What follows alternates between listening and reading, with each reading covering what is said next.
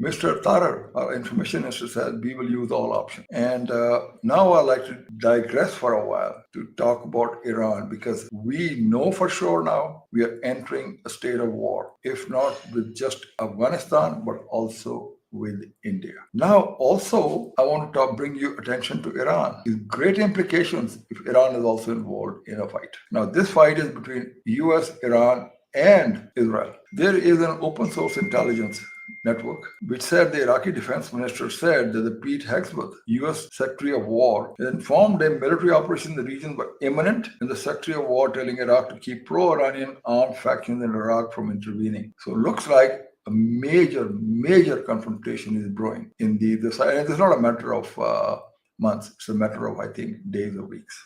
The Iraqi defense minister basically said this. He said, Pete Hegseth, US Secretary of War, said, this is your final notice. And he said, you know how we will respond in case you don't, because Iraqis know fully well how Americans respond. And it is with shock and awe. And I think right now Iran is on the target list.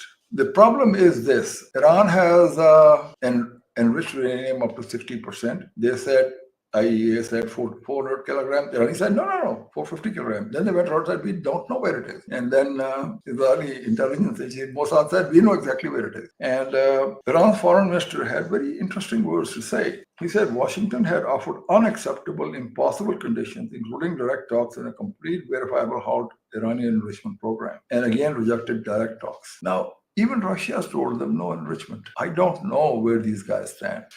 Next. John Hurley is a U.S. Undersecretary for Terrorism and Financial Intelligence.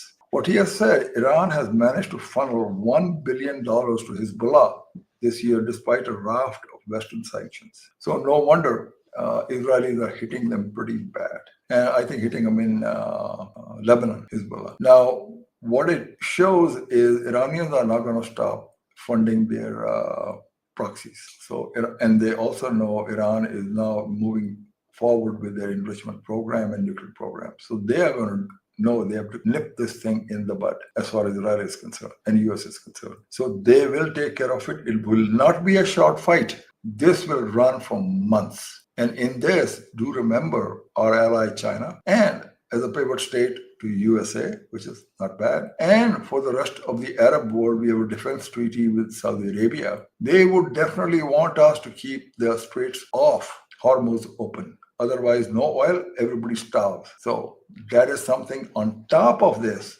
which we have to take care of between India, Israel, and Afghanistan. So we have to gird up and meet the expectations. We signed a defense pact with Saudi Arabia, and that will involve keeping the oil lanes open.